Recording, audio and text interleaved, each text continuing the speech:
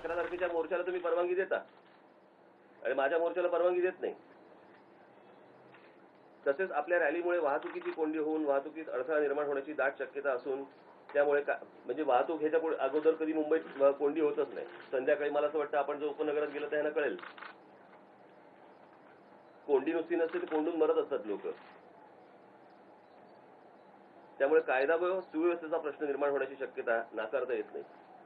या संपूर्ण मोर्चामुळे कायदा आणि सुव्यवस्थेचा प्रश्न काय निर्माण होतो? त्या दिवशीचा जो आलेला मोर्चा होता त्याच्या अगोदर तुम्हाला सगळ्या गोष्टी माहिती असताना देखील तुम्ही मोर्चाला परवानगी दिली. तुम्हाला सगळ्या गोष्टी अगोदर कळवल्या असताना देखील तुम्ही मोर्चाला परवानगी दिली आणि माझ्या मोर्चाला परवानगी देत नाहीये.